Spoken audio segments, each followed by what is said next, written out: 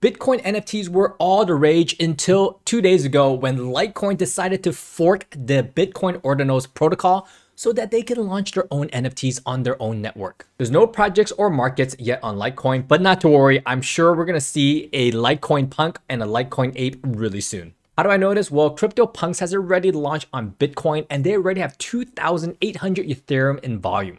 That's close to $4 million and they don't even have the rights to do this. Yuga Labs has already came out and said that the Bored Ape that was burned from Ethereum and put onto Bitcoin is an illegitimate ape. Its argument is that the master contract is not based on its Ethereum address. So the CryptoPunks over in Bitcoin land is not a CCO, so it doesn't mean they have rights. We are waiting for lawsuits to happen. Nonetheless, we're seeing massive volume in Bitcoin punks and also different Bitcoin NFTs. Technicalities aside, they use something called Emblem Vault to bridge the two networks. And you can see there, that's 40,383 Ethereum on a secondary market volume already. Leading the way is Bitcoin punks, but not to worry, more derivatives are coming soon.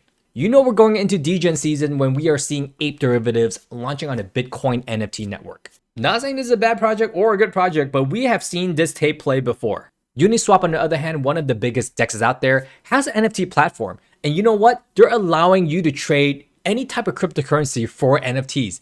That is any type of Ethereum-based cryptocurrency. Could it be Uni itself, Shiba Inu, or some stablecoins? As this article points out, they're looking to out-engineer the competition because we know there's a lot of competition out there for NFT landscapes. We know there's a lot of people with a lot of tokens they may or may not want, and they don't have to swap them to purchase NFTs. They can straight out purchase this with any type of Ethereum-based cryptocurrency they want before swapping. So that saves on a lot of gas fees. And according to the article, if taxes is your thing, it saves on a lot of taxes also.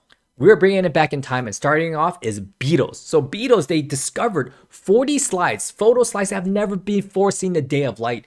And one of the NFT marketplace is selling these with an NFT code on each one of the slides. It's actually an NFT tag that people can scan. So they can scan off their smartphone and you can see the digital certificate of authenticity. That way, you know that you're buying the real thing. There's a lot of crappy projects out there, but Beatles is one of the most iconic groups of all time. And we've never before seen footage of physical slides. These are the new phygitos that are becoming a new category of itself these days. And at a really reasonable price, might add, $200 to $300 for actual physical Beatle, never before seen slides.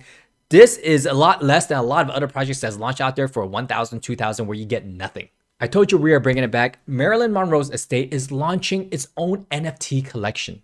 As of right now, it is an art collaboration with Z-Blocks, a notable NFT artist.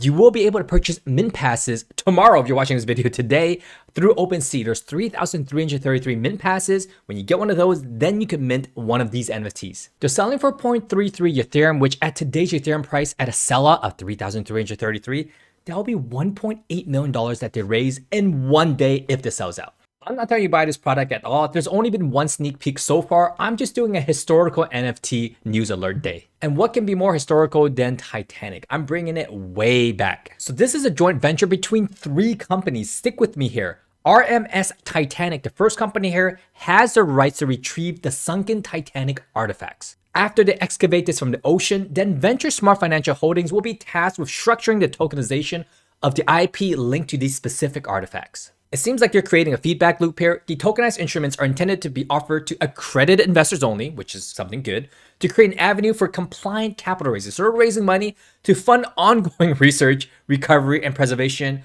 of what the licensing RMST assets have, which is basically the Titanics. They might be excavating other things also. We would have to look into RMST's assets to see what else they got going on. All right, so that previous company handles the IP and maybe commercial rights.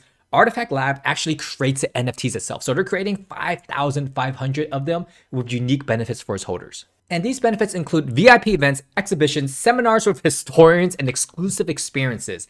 Sounds like a yawn fest, but if this is something that you like, they actually have physical presences in Atlanta and Las Vegas as well. If that is not enough, they are creating the Titanic DAO. Say that 3 times fast.